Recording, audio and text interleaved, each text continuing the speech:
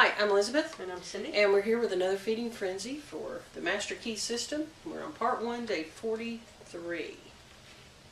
Almost done with this chapter, eh? Sure. All right. Remember that it is in the application alone that this value consists, and that a practical understanding of this law will substitute abundance for poverty, wisdom for ignorance, harmony for discord, and freedom for tyranny. And certainly there can be no greater blessing than these from a material and social standpoint. Okay. Sounds like a good thing to me. All right, so tell me what it's saying. First you tell me what law he's talking about. What do you mean? Read that first part again. It says the application. Remember that Oh, no, I'm sorry, I'm reading wrong.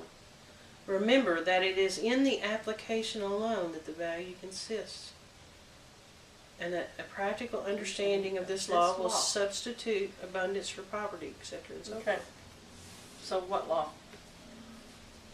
Uh, Everything we've been talking about so far, which is The law of supply and demand, thoughts become and things. thoughts becoming things. Yeah, which is So- basically the same thing. When we understand that the outer world is created by the inner world, Mm-hmm.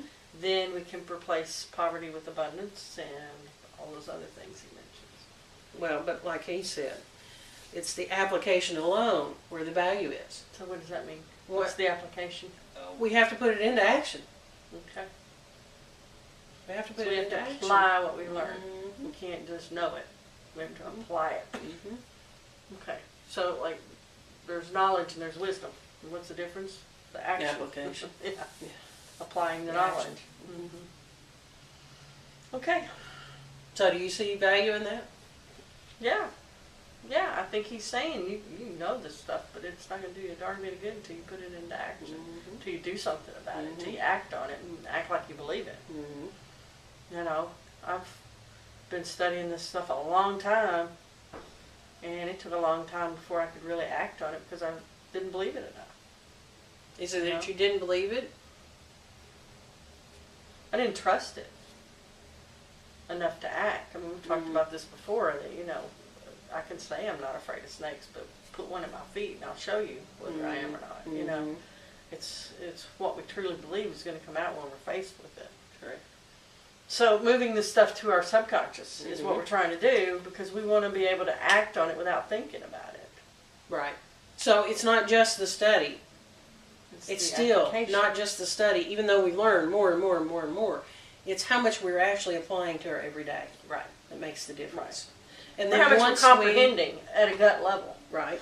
And once we, as a group, as a society, as a country, as a world, once we not only understand these principles and apply it, then we will see a movement in the prosperity, the plan, the abundance, the shift in money, the poverty, the Right.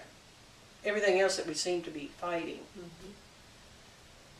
Once we understand these principles, Yeah. and then take the action upon Right. So I think he understanding. spent the whole first chapter telling us, okay, here's the law, and giving us different ways to look at that law, which is that the inner world creates the outer world, Mhm. and giving us all these different ways. And I said, okay, glad you know this, but it's not going to do you a darn bit of good if you don't go take action on Right. it. Right. Put it into action. Right. And I think now, in the next couple of statements, he's going to show us this is how you put it into action. That's what we're really looking for, Yeah. isn't it? Yeah.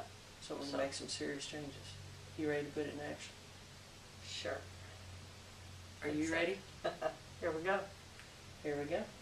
It's good stuff. Shrink. Shrink.